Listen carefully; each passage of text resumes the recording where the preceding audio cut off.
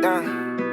TheAuxCord. You already know. Y'all already know who it is, man. TheAuxCordDon, baby. And I told y'all we got some cool ass interviews we doing today. I got my boy Jon Dxe. What up, baby? What's up, dog? This is my man's from the past. We go way back. We actually been knowing each other a minute, so I'm glad he came on here. Appreciate you, my guy. No, always a pleasure. My dog, he has a new project called Winners in Paradise. If y'all keep track of these mixes, man, a couple weeks ago I dropped a mix for y'all called My Friends Are Rock Stars, or Underground Rap Mix or something, however it's titled. But you see me on that motherfucking cover.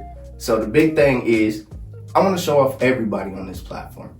I want everybody to have a chance to show off their music, show off their weed, their brand. Biggest thing is, my dog has produced some shit for me that I was like, we got what? Someone's in the cut, Fuck Love.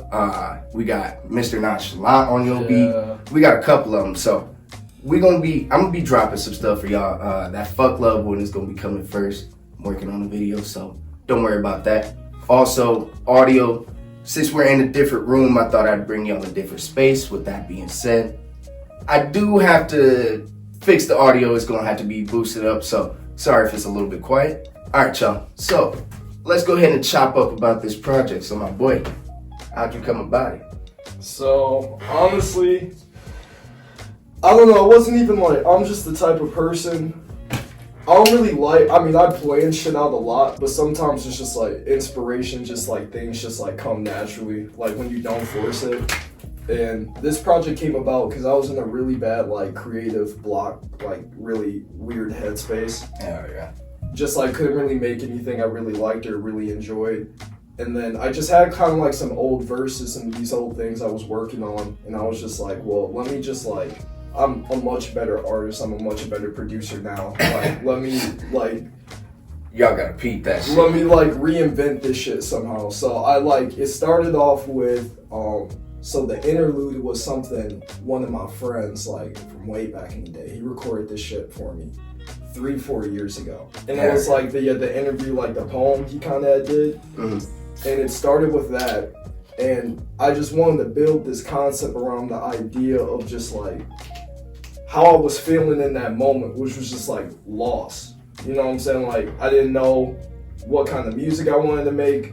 I didn't know what kind of beats and shit. Like I didn't even know if I wanted to do this shit anymore. And I wanted to kind of create that mindset in that space where it's just like you listening to it and you like daydreaming, like you zoning out.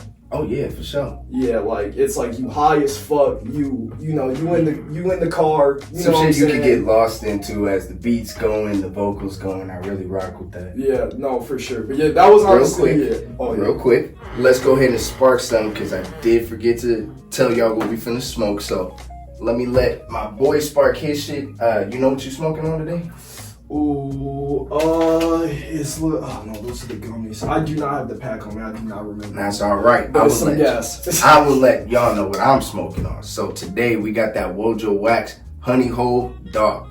Y'all know how I feel about Wojo. Y'all put me on. I am appreciative of that. Shout out to Corey Wojo and all of them at the team. But dog, we got this Bloom Smoothie and Banana Bread one because, yeah, this is a good little one. This is a 1.5 grams of the Bloom Smoothie, and we did do a review on that. That's citrusy, one of my favorite type shits. And then we also got, let's see, so 1.5 grams of Bloom Smoothie and then 0.5 gram of Banana Bread. One of my favorite type of combinations because you get like a little bit of that sourdoughy type taste with the banana bread, but also like a little bit of a citrus. Banana strains to me have a real big kick behind them, especially the concentrate, so I'm really fucking with that. Then we got the Citrus Z on top of that, so toke up, smoke up. I appreciate every single one of y'all who tap into these, man, because these interviews are the best part of the channel because y'all get to know a whole lot of different types of people, man. But anyways, back to your project. So you said you were in a position where you were kind of in a creative block and trying to figure out where you wanted to be, you were a little bit lost thinking that you might actually give up on the... Yeah, because honestly, it's just like, I'm not going to go into major depth, but life be lifing, bro. Yeah.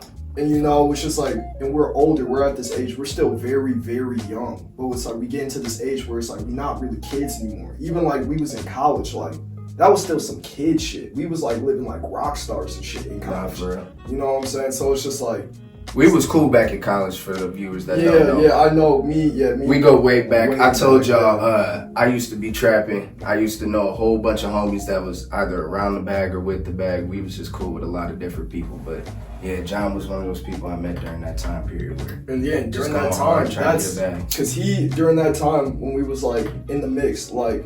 And like trying to be an artist and learning when I was like becoming a producer for the first time too. That was like really when we started like linking up and like interacting and stuff more. And yeah, it's been a long road. I started back, what was that, 2019, 2018? Feels like forever ago because before COVID. Before COVID, yeah, it was before COVID. Like life was different before then. Oh, how do you say it changed about how you went about the music shit? Cause I mean, yeah, before COVID was like at the beginning stages, whereas now you've been some years in the game. How's that changed? It was because one thing I do miss about my producing before and just my artistry before COVID, I felt like I was way more creative because I didn't know exactly like what I wanted to do or how to do this shit. So I'm doing whatever. I feel like now I kind of have an idea of what I want to do now, and now my kind of process about going thing is just like, okay, like let's say music is like this room, right? And like yo understanding like that door is the fucking, you walking into the door. You understand the structure, the walls, everything, the architecture.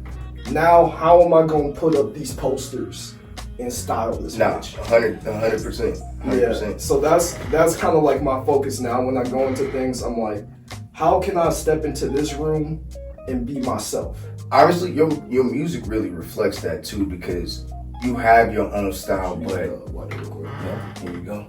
But you can tell you have your own style and your own means of producing your own style too, because I think a lot of times when people try and make beats and produce their own music, the vocals don't quite collaborate well with the beat, but yours marry so well together, and I fuck with that. So yeah, you can tell you really push to be yourself on there, and it reflects.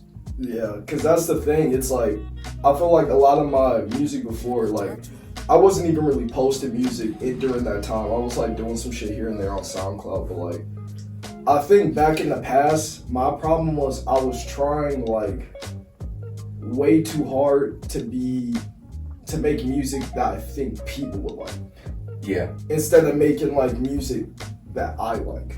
I think a lot of artists go through that too. I mean, like you said, we started off around the same time, but it's hard trying to make your own music at first, because you're like, damn, I want people to like it. That's what you set out for at first. Like you don't realize if I make what I want to make, then people that like that shit will come to it, you know? Yeah, so it's like, cause it's like, if I'm not doing it for me, what are you doing it for? It's like, we working 9 to 5s, we grinding, you know what I'm saying? We doing what we got to do to like make this money.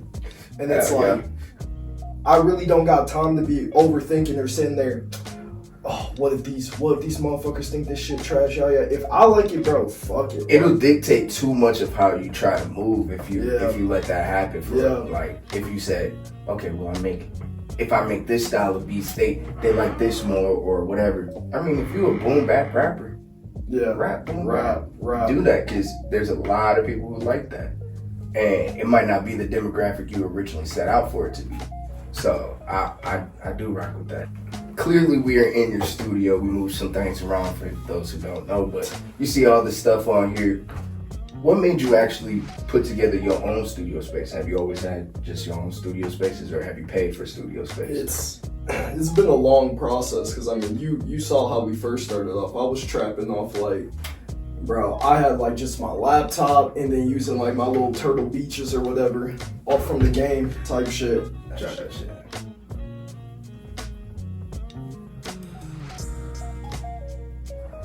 Yeah, take your time between hits so it doesn't run down. Yeah, that shit, we finna get to the wax soon. So as soon as we start blowing the concentrate, you're gonna want to. That shit's fire. See what I'm saying? Yeah, no, for sure. But it was like, I started off very simple, laptop headphones, and then I added monitors, and then after monitors, you just like you keep growing and expanding.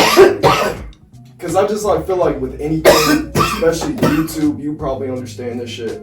It's like trial and error. It really is. You buy some shit, you see if it work for you and like how your workflow, your shit. If it don't, move on.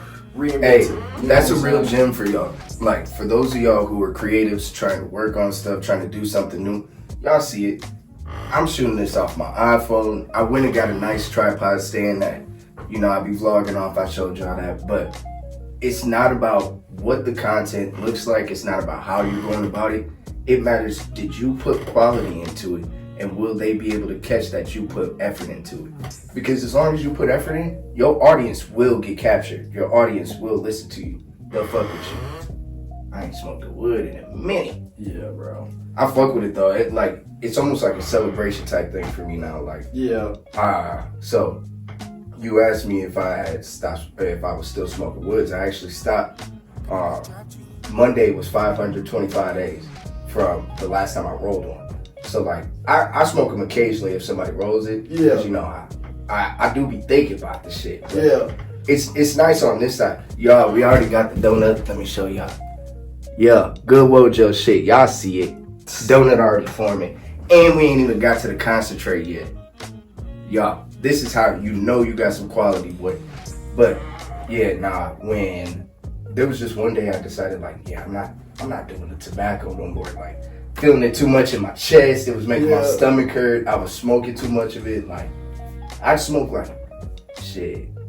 In 1 week, I'd smoke like probably 2 zips worth of weed. A zip and a half at least, bro. Yeah. I don't smoke nearly that. And I smoke better. I still smoke just as often. Yeah, because that's what it's with everything. Quality in moderation. Hell yeah. You say you smoke better now than you used to? Yeah, because it's like, I smoke less, like I still like, every time I go to the disc bomb, I'm copping a zip, type shit. But it's like, still, it's like, I'll make that bitch stretch. Hell yeah. Like before, it was just like, I'll buy a fucking zip. We smoking that shit going. Oh yeah. Not even in a week. We was smoking big ass backwoods back then. Oh my god. Because when you was around people with a bag or you had a bag, you was gonna smoke that shit. And me, I was flipping through shit fast enough where I didn't give a fuck. I'm like, I'm a fucking smoke out of my bag because when you get a decent sized sack, you don't need to worry about going and getting extras. But we all know that comes to a slow at some point. Yeah. And then when you stop, now you got to start smoking like a custo again. And then figure out how does that work for you, bro. So I was over smoking heavy at first, like for probably like a year, just way over smoking, over rolling, like yeah, no, me too. And then one day I just had an epiphany, like, yo, maybe I don't need a fucking roll of 1.5 grams wood type shit. Yeah, man. Just like, and that's like the same thing with like music too. It's like, even with a lot of my beats now, I think like a lot of what's changed about my stuff now versus when I first started. Hold it down like that and let the oils run up the joint when you go hit it. Yeah, it's that good shit. Same thing with your backwoods. You'll notice a difference in taste, I promise you. Okay.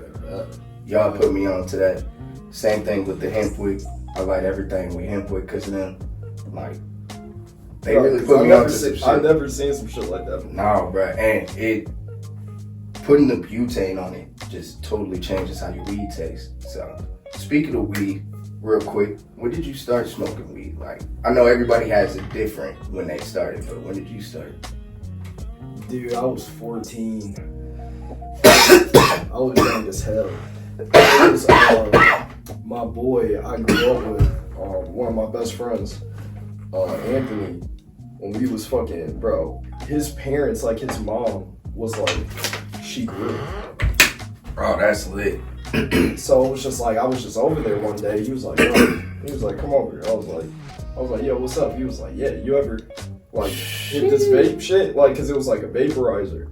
So I was like, nah. And he was just like, bro, inhale this shit. I inhaled that shit. Boom. I was like, whoa. Hooked. Bro, it wasn't even like hooked, cause it was like, I really didn't smoke that much. Like, smoked it like one time when I was 14, then when I was like 16, 17, I maybe started smoking a little bit more. It wasn't really till I got to college. Like, Nah, that's especially like having your entire, like your own space you live in out on your own. you ain't got to worry about trying to hide it or hide Yeah. the smell or not smell like it. Yeah, it's like, yeah, I was rolling up a lot. That's why I was just like, yeah, I've definitely calmed down with the amount I smoke, because it's just like, really, I just do it in moderation. Like, I do it to like, Okay, so let me ask you a question then. Do you feel like it helps you with your creative process when you're working on music?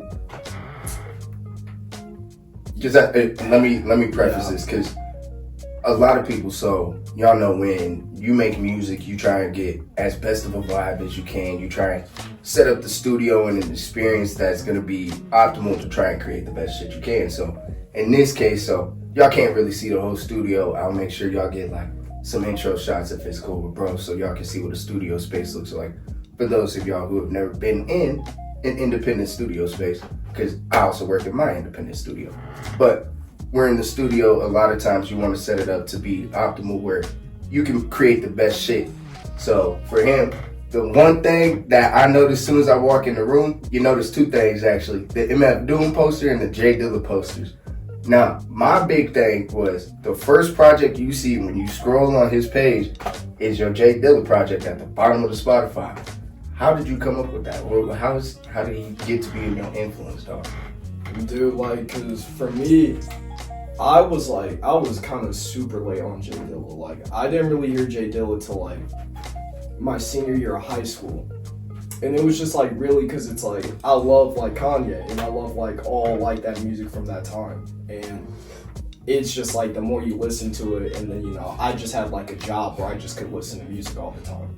So I'm just listening to so much shit, just deep diving.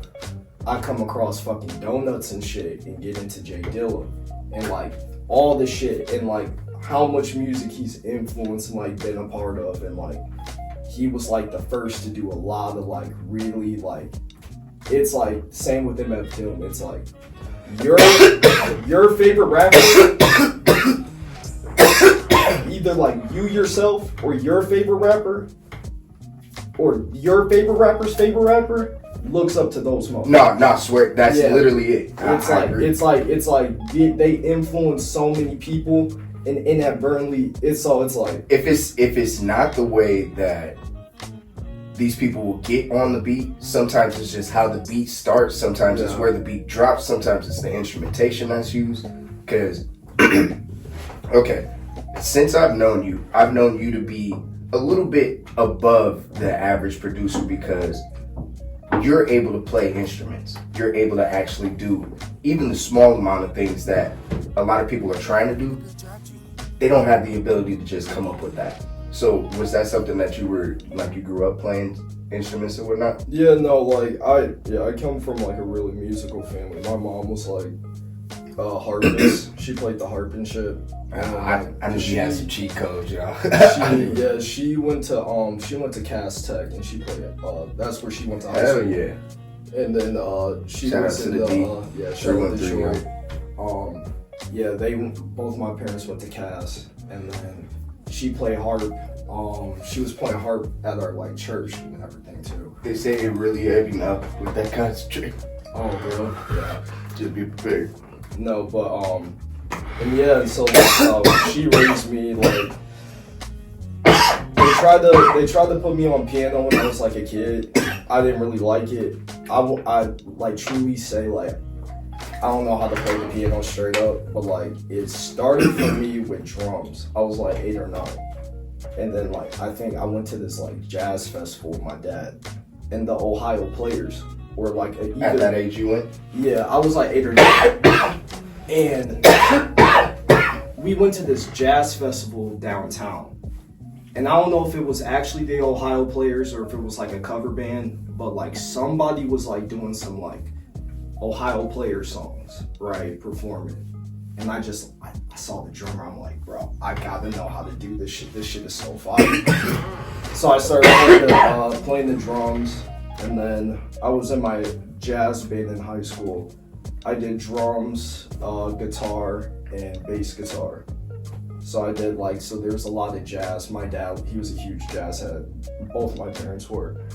But for me, you could definitely tell that with what your beats sound like. Yeah.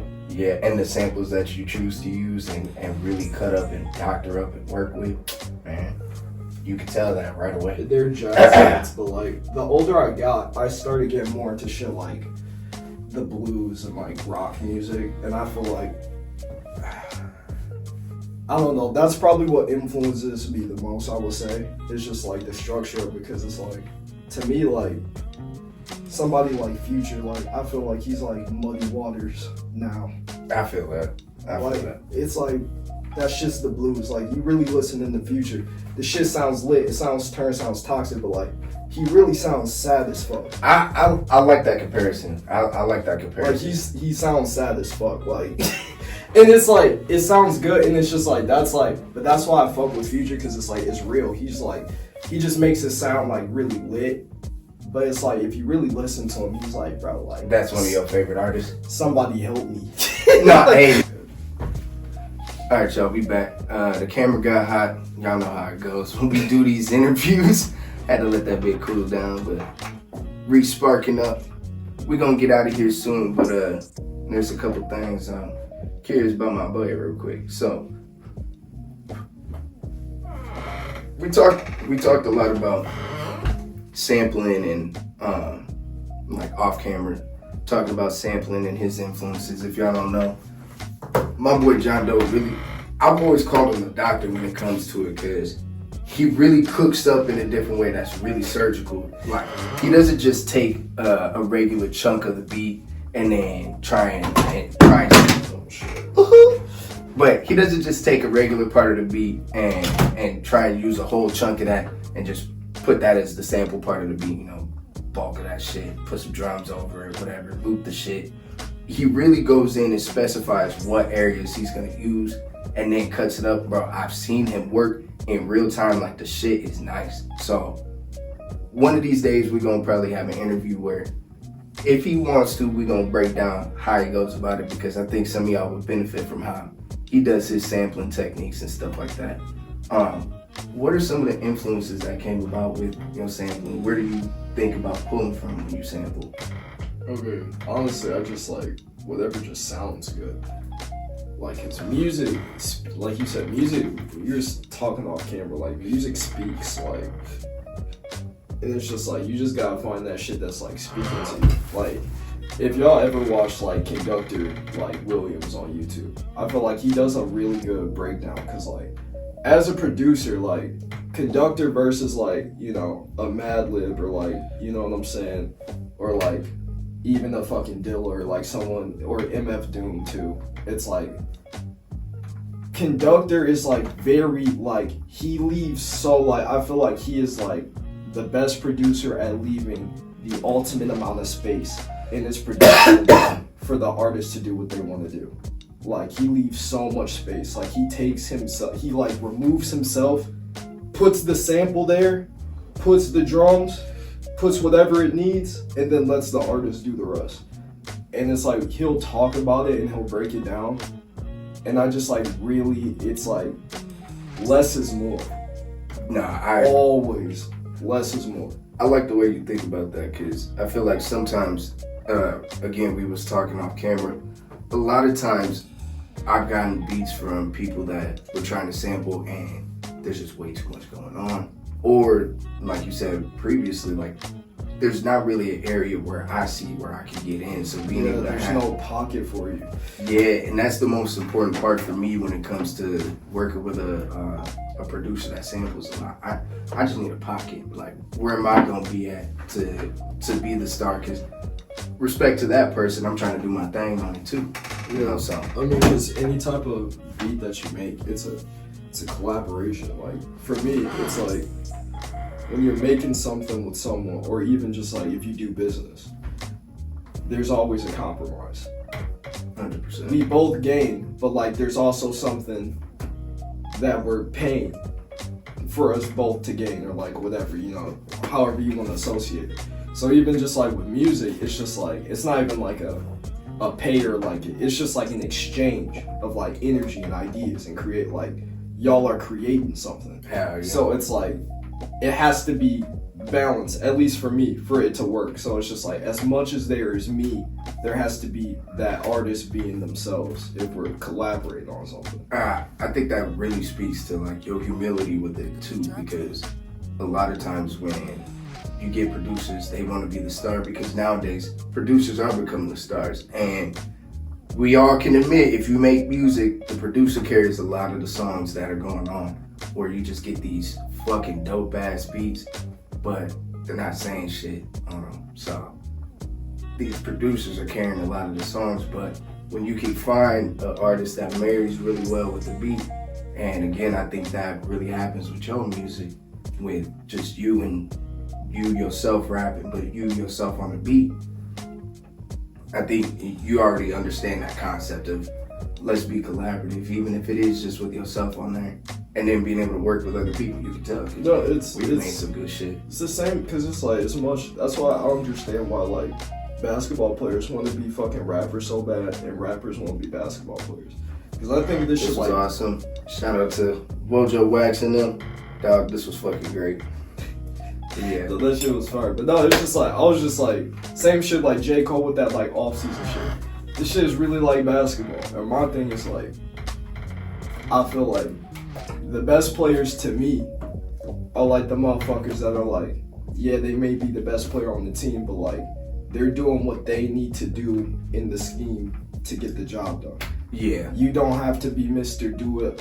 I don't have to be Mr. 20 point a game. I don't have to be, if you need me to just grab 10 rebounds and get for it, like, that's what I'm gonna do. Knowing your role, but doing it really well. Yeah, just doing what you gotta fucking do. So it's just like, I respect that. That's how I look at like production, like everything. Like it's just like, what can I do to get this song where it needs to be, or like create something? It's just like, how can we figure this out? Nah, I rock with that heavy. So, last thing before we get out of here, because we both busy dudes, we got shit to do. Y'all know we got a weed event we're going to right after this in Grand Rapids, so I will be shooting that, vlogging that, y'all to get that video probably Monday, Tuesday, some shit like this. This will probably be, let me know what day of the week y'all want this. I can drop this on the weekend, it's a sit back and smoke type video, or I can do during the week because y'all want to see this ASAP. So I'll let y'all know. I'll let y'all vote on that. But one thing I want to know is, where do you see yourself going? What is it that you want to be doing with this music shit as time goes on? I mean, for me, I just want to be in a place where I can make and create. Nobody's telling me I can't do anything. I can create what I want to make, put it out when I want to put it. Just be an independent artist that can support myself and live off that, and then make some generational wealth with the brand. Man, that's really all I like, because for me, this shit is really just like music. Like, it's just something I really love doing. Like, it's just, but if I can like use that to like put me in a position to like really do some shit, it's like, I'll do that, and it'll still be very much like doing it for the love of the game. Like, fuck it, like, I'm just making music because that's just what I really like doing. Excuse me. I'm gonna leave y'all with this, man, with this one, with what he just said. It's very important for y'all to be a whole individual when it comes to trying to pursue this business and this music shit.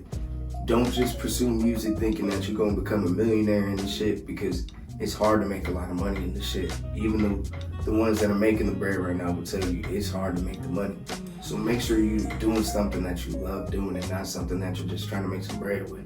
If you love this music shit, really do this music shit wholehearted. If you love whatever you're doing, man, put that passion into it, that drive, because you never know who you're gonna come across that can help you propel yourself, and that you can help propel them.